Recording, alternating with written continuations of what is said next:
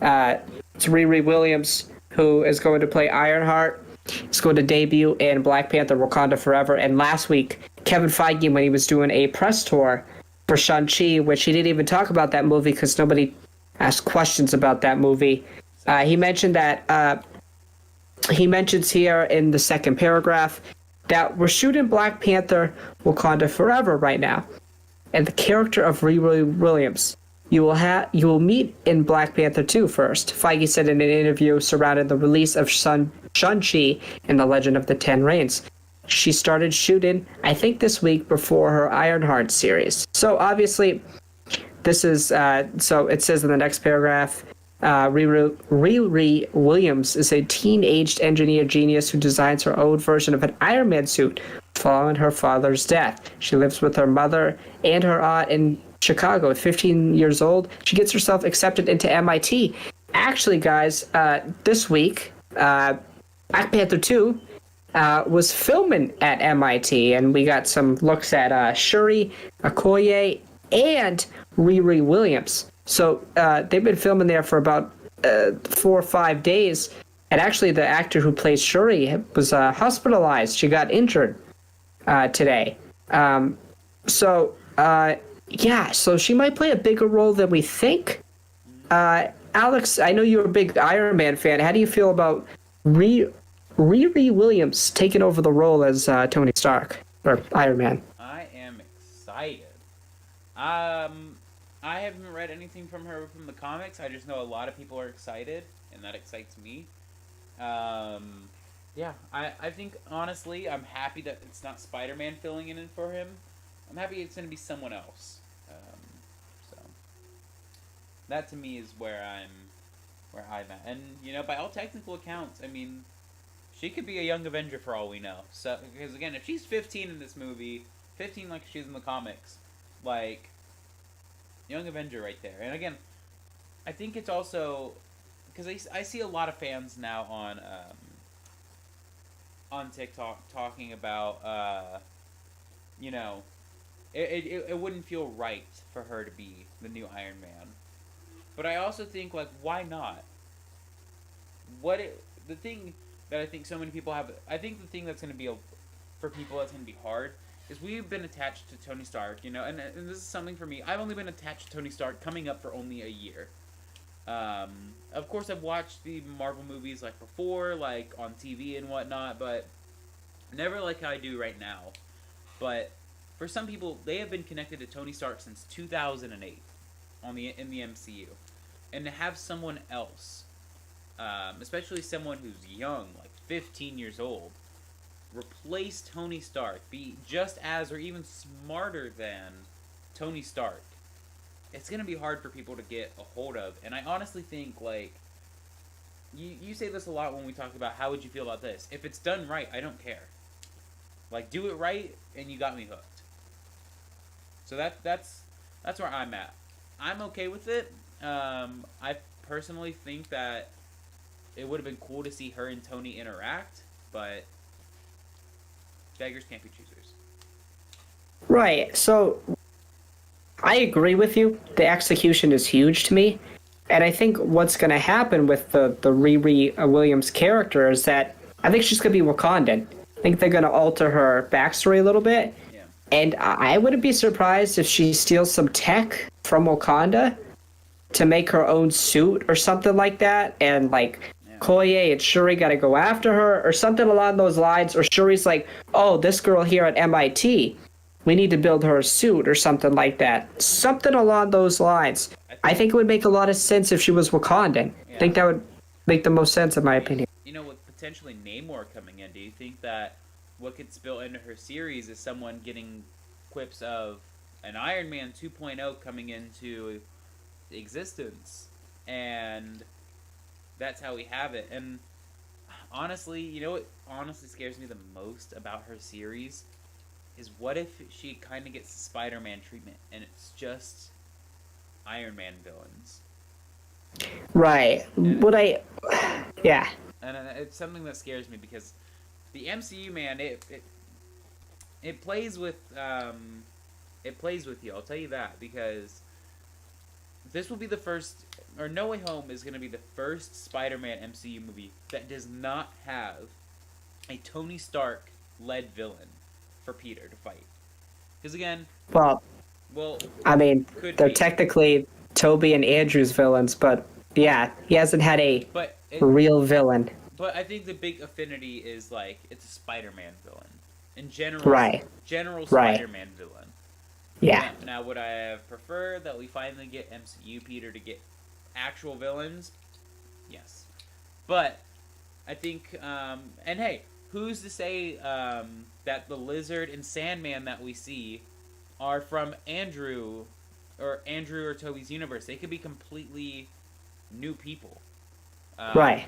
So, and Electro, even though we know it's Jamie Foxx, we don't. Who knows if it's Jamie Foxx from an alternate universe? Because again, it's different Lightning, so it could be different Electro. So, which by the way, I know I didn't get to talk about this a lot when we did the No Way Home trailer. It is a weird change that they changed his Lightning.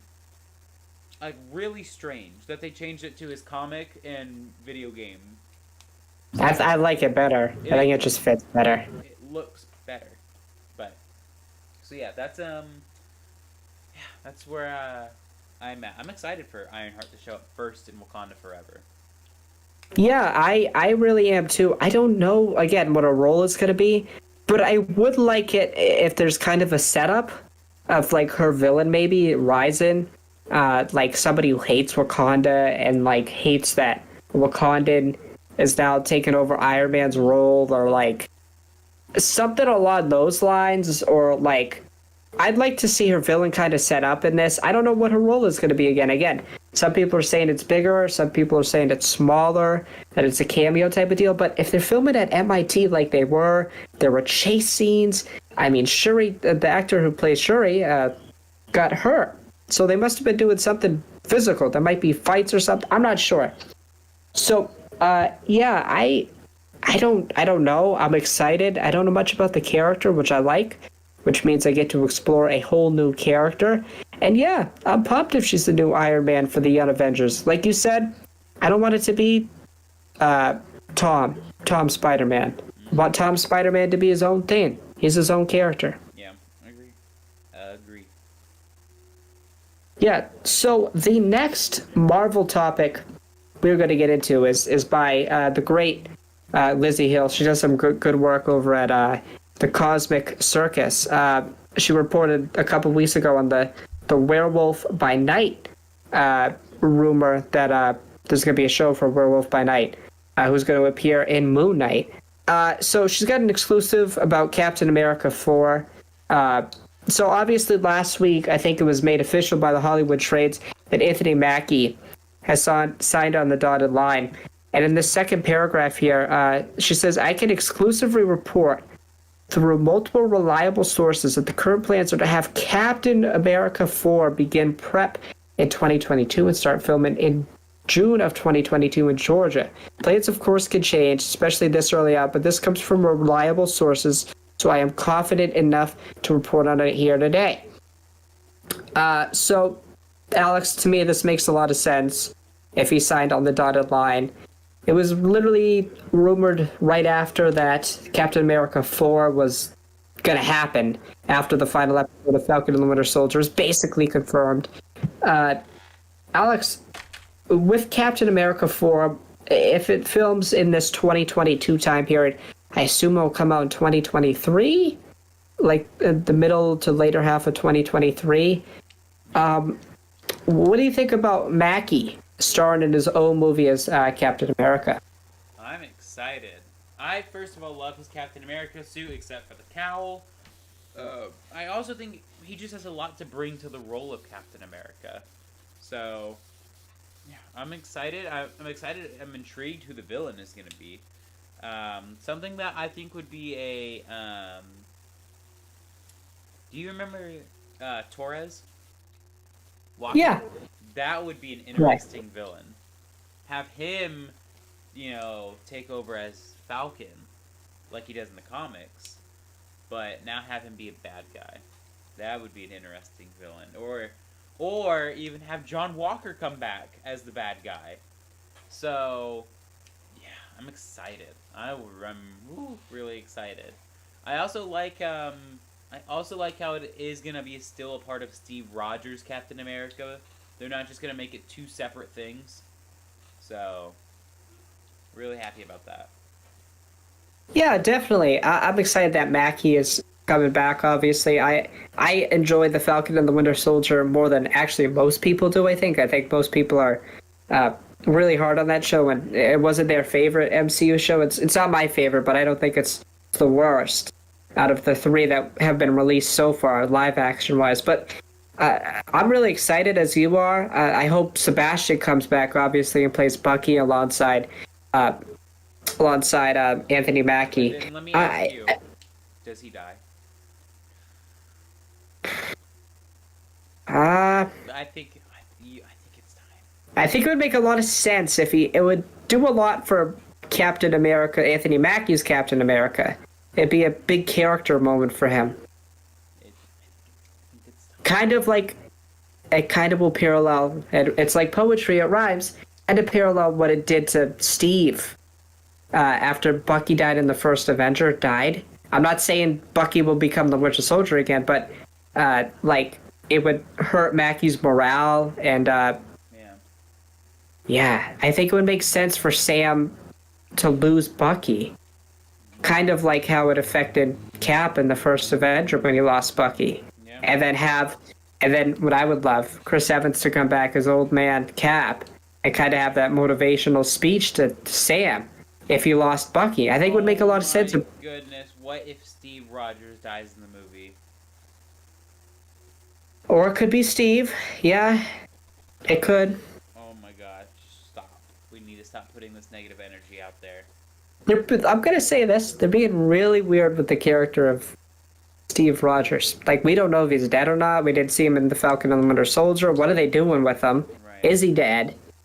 I think it would make a lot of sense, though, if, like, he died and he was, like, sort of, like... I don't want Captain America 4 to be, like, Cap second-guessing himself, because that's basically what The Falcon and the Winter Soldier was about. Him second-guessing himself about being Captain America. Kind of want Captain America 4 to be about him just being Captain America. But if he lost Steve, just have that, like, I'm the only Captain America now. Like, I have to live up to this. It's just about me. Like, something like that, I think, would be good. Yeah, I agree. I think that honestly, you know, Falcon and the Winter Soldier for me was a bit of a letdown. I'll be honest. Villains weren't very good, but I think honestly a great thing to have come back is start off with a big bang movie like Captain America 4, or like any movie, and just I want a big death. You know how I am about death. I think death is needed in these things because, you know, again, I talk about the Arrowverse a lot, and I think the Arrowverse suffers from this.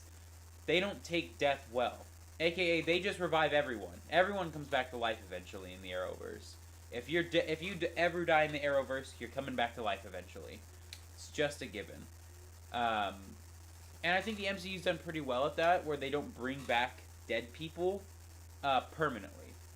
Of course, we go back and we see people like Crossbones. He's alive in Endgame because they go back in time and whatnot, or Rumlow, Ancient One, and all that.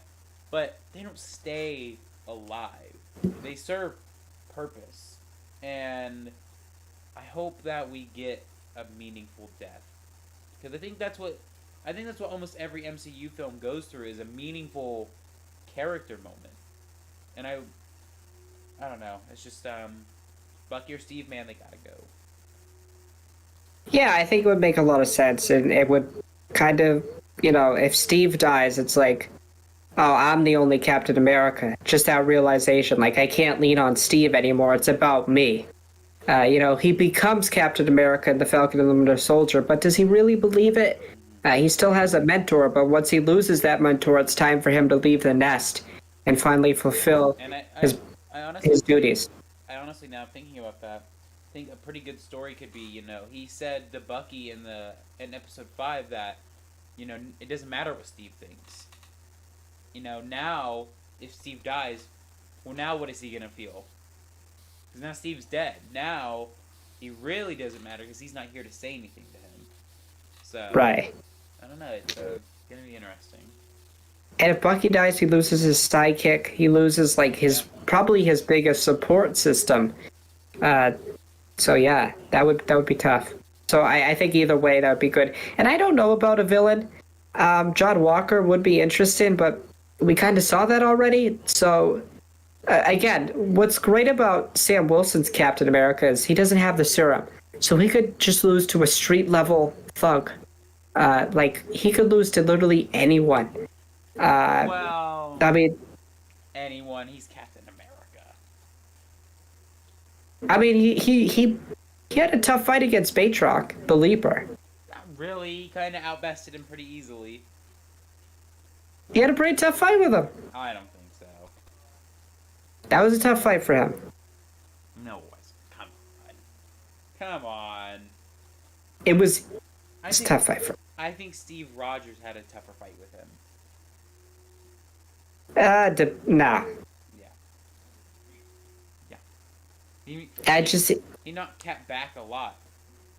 But the thing is like we knew Steve would get back up with Sam Wilson. When I think about it, like why I like his Captain America is he feels more vulnerable than Steve ever was. Like Sam, I'm like, oh, he could lose to that guy like really easily. One of them, With one of them Steve, I'm like, one of them's gonna get up. One of them is a super soldier. One of them isn't. Right? Yeah. Again, but that's why I'm not saying I like Sam's Captain America better, but like that's one quality I like about Sam's Cap over Steve's. Is he feels more vulnerable.